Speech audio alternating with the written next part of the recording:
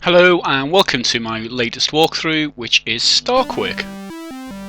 As my regular viewers will know, this is the third time I've covered Starquake. There is already one walkthrough without a commentary. This is obviously a walkthrough with a commentary, and it also featured as number 7 in my top 10 because it is a superb game.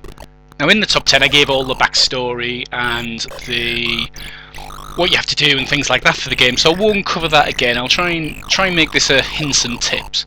So the first thing I want to say about Starquake is I always take exactly the same route. To start with, what I do is I go right from the spaceship. So I climb over the spaceship and go right, and you nearly always find at least one object. You've got to find 9 pieces of the core to construct the core, and you always find one. Then what I do, that's back to the start screen, is I dip down here and I have a look there, just to see if that access code's there. Now if it is, I leave it and I go back and get it later in the game. And from here on in, I'm on what I call the big loop. So I go right down the left hand side of the map to the bottom, along the bottom, and then right up the right hand side, right back to the top of the map. And you'll see that as I go, and I'll explain why and some of the nuances around that as I do that. Now, Starquake is an absolutely fantastic game, I've said this before, and one of the things about it is you just can't sit still. You can't stay in one screen for any length of time because you will die. Your power slowly depletes, and as well as that, any of the baddies touching you will deplete your power even further. So there's another object, a second bit of the object, which I missed there and went back and got it.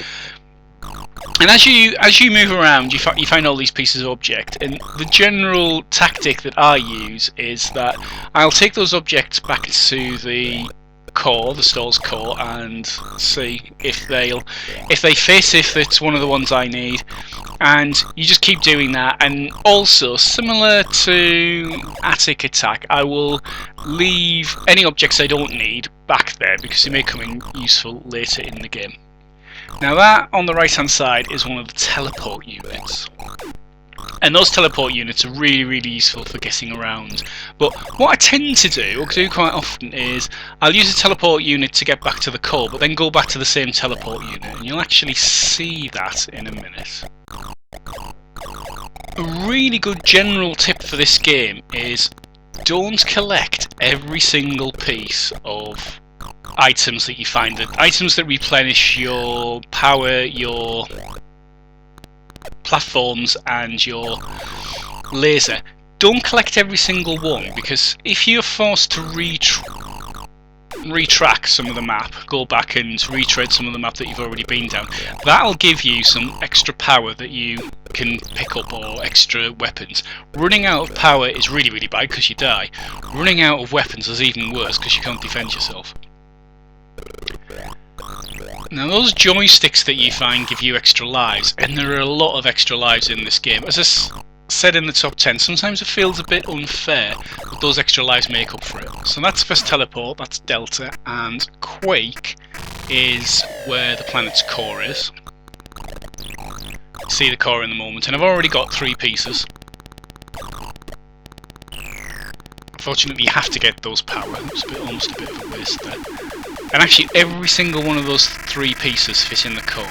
Now there are 2 essential objects that you need to find in Starquake. The access code, and we already know where that is because we've seen it earlier in the game, so we'll go back and get that, and the key. The key lets you through doors, the access code lets you through the coded doors, and also lets you into the pyramids where you can trade one item for another. And the good thing about the pyramid is, whenever you use a pyramid, you always either get the item back or a piece of the core, so they're very useful. Typed in the wrong code there. As you can see, I'm going back to Delta, so that's the tactic I said about using earlier, where you go back to the same place. Although I appear to have decided not to. I know why I didn't, because I hadn't picked up the key. Now the key and the access code are always in the same places. So now I've got the access code, I can go and look for the key. Get another extra life, that's 7. Anyone who's watched, and there it is. So I just need to dump my hover pad, and then I'll be able to pick up that key.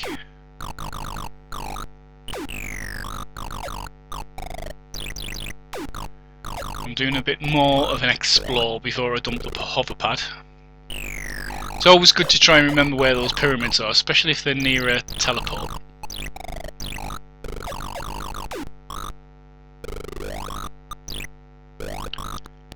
Another tip that I've already used once actually in this game is some of the hover pads have a some have a kind of nodule on one side and some don't. Some have none at all, and they're really hard to line up with if you do that, if they don't have any at all. So what you can do is you can use one of the platforms that you drop as a kind of marker at the edge and line yourself up against that. If it happens, if I do it again, I'll point it out in the game. It's easier to see than to explain. So now I'm probably going to go back to my loop around the outside of the map. Bit of trivia about this game: it was released by Bubble Bus in 1985, written by a guy called Stephen Crow. And Stephen Crow also did Wizard's Lair and Factory Breakout, which were 2 absolutely superb games. Wizard's Lair is like Starquake, a Ultimate-esque game. It was very similar, or critically said to be similar to Attic Attack. It's different to Attic Attack, but I can see why people would say it was similar. This is kind of a bit like, well, the map layout is very much like Underworld.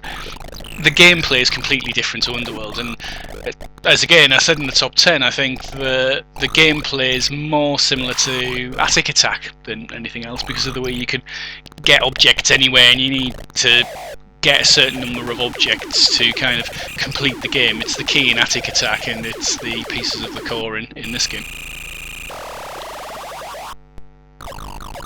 And of course the 2 parts of the play mechanic in this game are when you're flying on your hover pad or when you're not flying on your hover pad, and you're much more vulnerable when you're not. You drop down, and there's places like that where you can die very easily. One interesting thing in this game is those bits there. There's kind of teleports. There you go. That's using one of the platforms to line up and get the hover pad. I think I might do that at least once. And there are lots of different obstacles in the game. These kind of zappers that you need to get through can be extremely frustrating. You just need to line yourself up with them, wait until they go out, and then react quickly. The one thing I've noticed, and I'm sure the other older gamers listening to this will agree with this, that as you get older, your reactions do slow down. My reactions aren't anywhere near as quick as they were when I was a kid. I think you make up for it in cunning and guile when you're playing these games. Now what I was doing there was just rearranging my objects to be in the positions I like and wanted them to be in.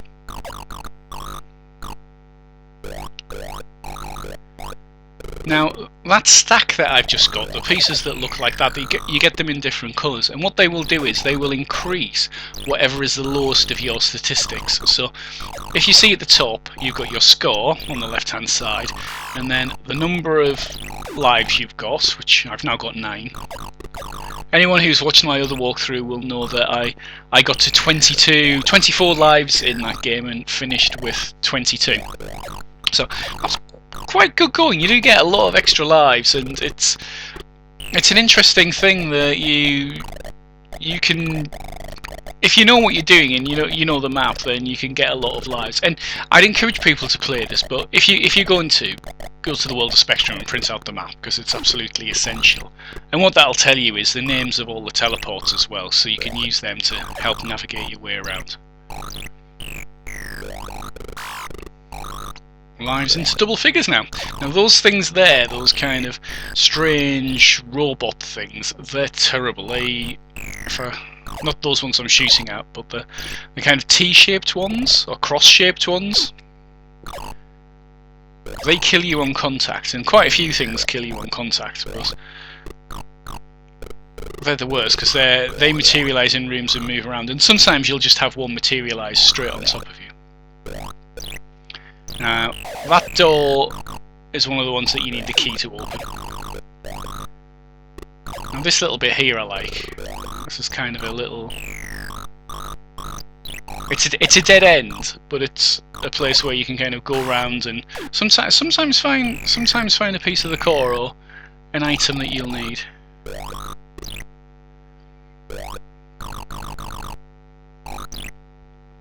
And what you'll find and what you'll see as we go through this is different areas of the map have different graphics to represent them. So these places here have kind of that blocky piece. There was a kind of almost a foliage type piece in one of the earlier ones. Now what I'm doing here is making sure I've explored this entire map before I go back and get that piece. Oops. Got that. Now I have to find another hoverpad.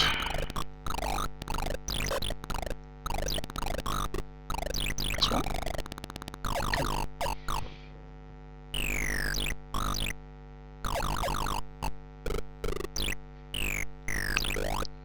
And I think in a little bit I will find another teleport unit.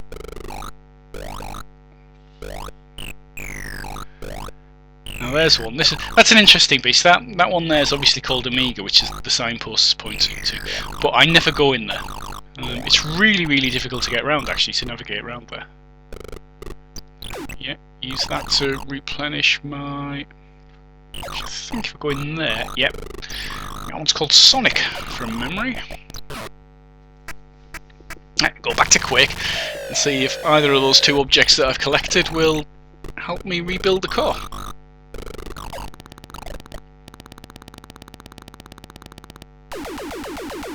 So Sonic is pretty near the bottom. It's kind of right at the bottom of the map, probably slightly left of centre. So, as I said before, what I always do to start with is do a loop around the outside of the map, and I'm about halfway around that, and then go back to Sonic.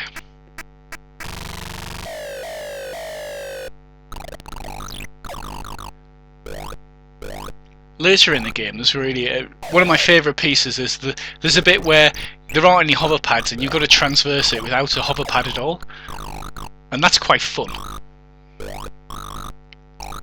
Now, so there's a core piece back there, but I'm really running low on energy now, so I'm looking for some energy before I go back there.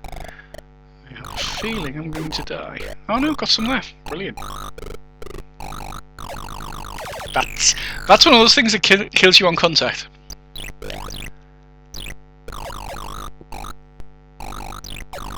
As you can see, I'm also running a bit low on firepower.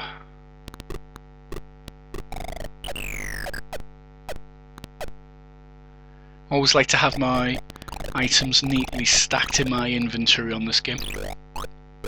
That mechanic's very like Attic Attack as well. Obviously it's only 3 things you can carry at a time on Attic Attack, but the push it in the left hand side, pushing everything else to the right hand side mechanic is very similar.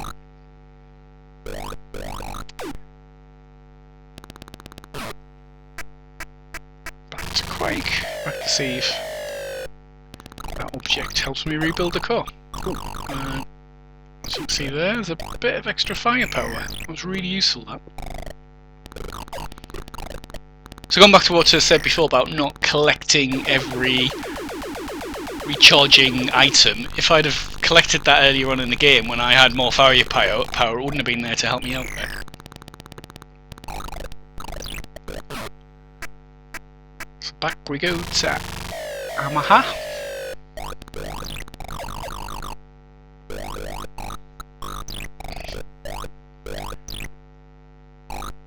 I like those bubbly walls. They're quite cool.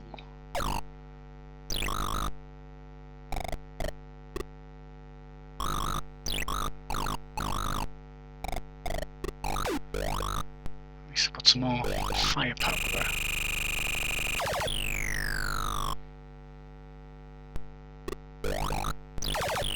It's easy to die quite a few times in this game. You will die a lot, but additional lives are also always there to be had.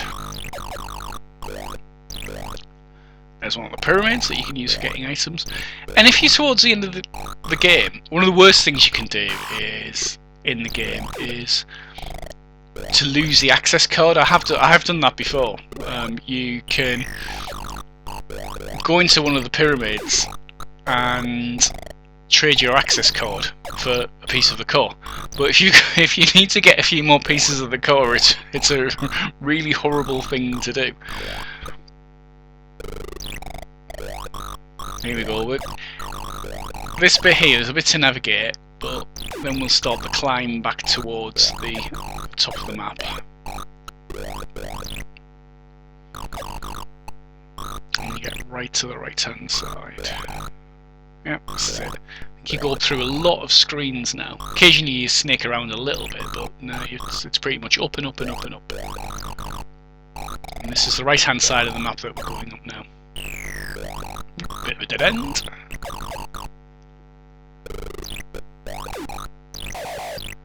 Another one of those doors to open. There aren't many doors in the game actually. There's some.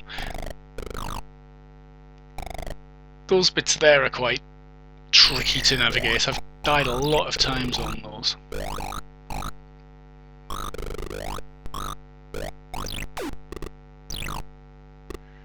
Careful with that. Across robot monster things that kill you. One thing about this game actually, if you don't know whether you've been to a piece of the map or not before, you can tell because when you go into a room that you haven't been in before, you actually get some score, you get points. So if your score's going up, you're in a piece of the map you haven't been to. If it's not going up, then you have been in that piece of the map before. Right, so here we are. This is right at the top. We're right at the well, not quite at the top, but nearly at the top of the map.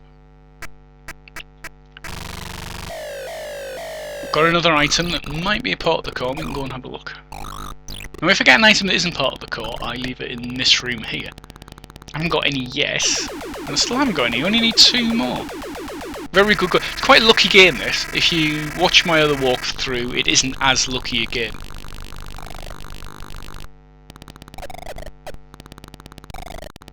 So let's have a bit more trivia about the game. It got really good ratings in Crash. It got 96% the first time it was reviewed in Crash, and then when it was re-released as a budget, it got 91. So effectively got smashed twice, and it was re-released as a budget game in 1988 when things had moved on quite a bit. So still in 1988 it was still seen as quite a worthy game. Now this piece here is the bit that I like, where you don't usually use the pad at all. You can die quite a few times in this, but I just like the fact that you kind of on foot, as it were, in this part of the game, and you not doing very well. I normally do that a bit more slicker than that, but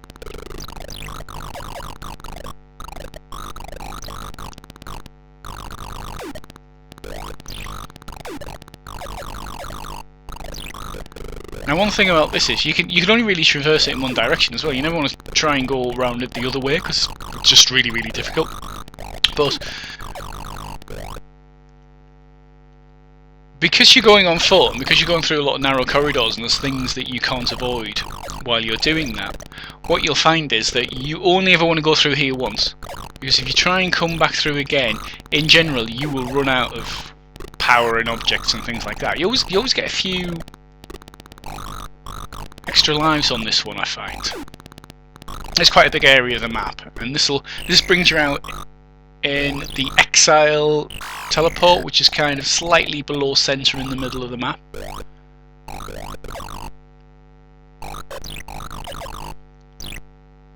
Now normally you get, it's in a little bit, yeah, just along here, yep. Normally in the next screen you quite often get an object, yep. And that isn't one that we need for the core.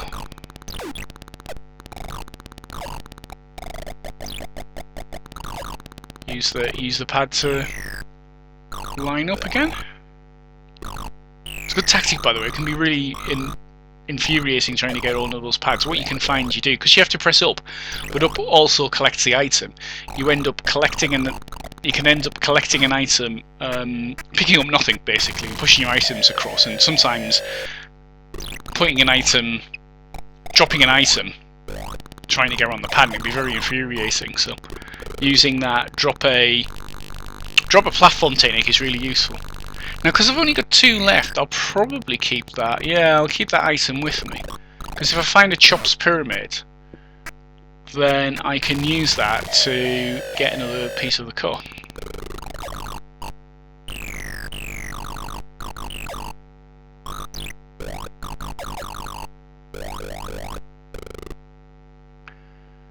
This bit down here is a good bit as well. There are a few areas like this, so when you come into this area, it's kind of a big square. There's a pyramid there. I can use that pyramid. It's going to be slightly tricky to get to. I'm going to have to... It's deadly crosses again. Cross robots. I should call them cross robots because they make me cross. That's an extra life down there.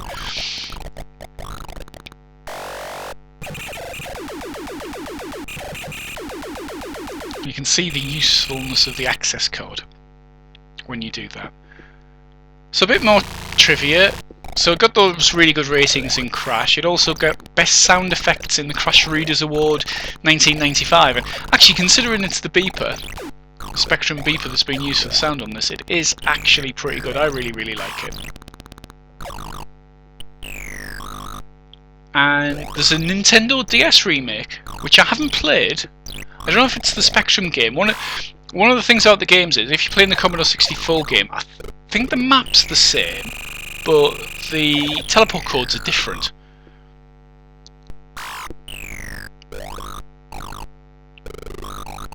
I've never played the Commodore 64 game, but I do remember reading somewhere that the codes were different.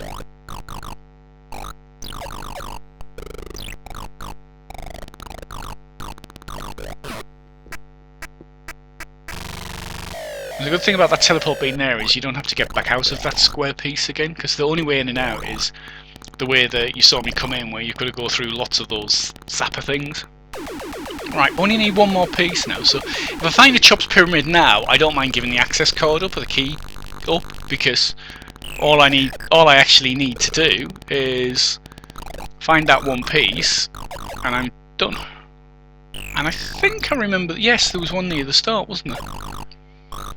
That must be where I'm going back to. It's a while since I completed this game.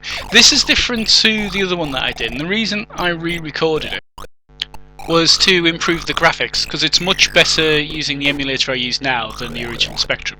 I quite like this little section. This takes you to the top of the map, this piece. Now you've got to come back out of the way you came in this part of the map, which is why I'll have left that extra life there. I may as well collect that on the way back.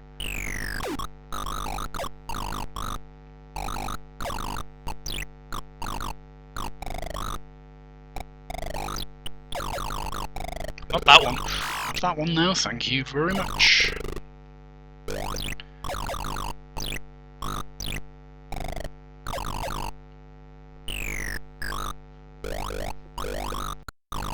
One more bit of trivia is that someone actually wrote into Crash and said that there should be more games like Starquake and less games like Alien 8.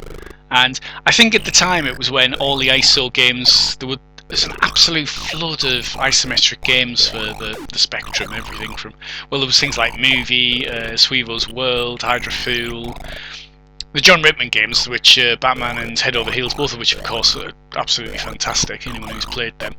Well, they don't feature in my top 10. I prefer Alien 8. Alien 8's my favourite ISO game, it was actually my 2nd favourite game.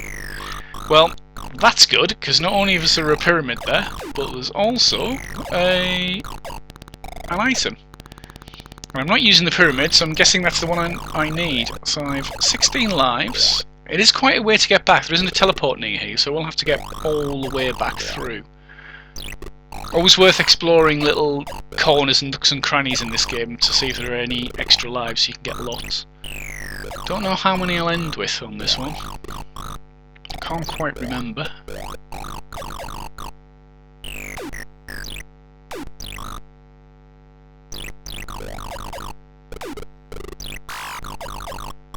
looks like it's going to be quite a few.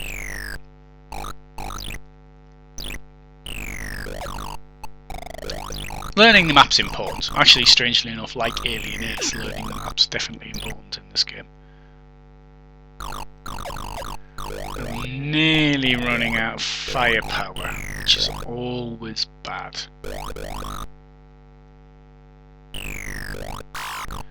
That may cost me 1 or 2 lives on the way back to the...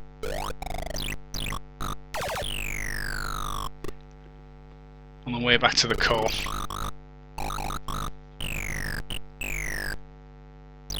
And what you'll find is some of the baddies will home in on you. That's quite annoying. I had a baddie that homed in on me, and yeah, good idea getting a bit more energy there. Again, I'd been through that screen a few times and left it. So here we go. This is the end of the game. So that's Starquake. I hope everyone enjoyed that. It's a very, very good game, and that was quite a quick walkthrough for walkthroughs that you get. As with everything else, let's watch it all again, only this time a bit quicker.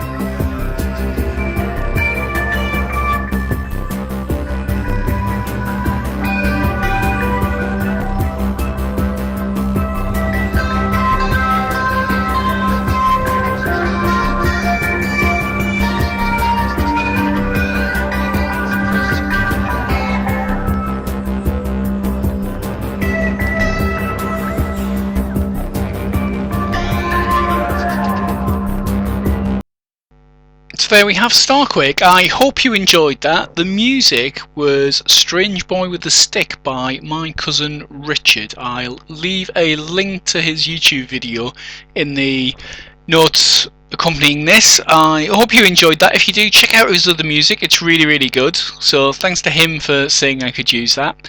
And until next time, happy gaming!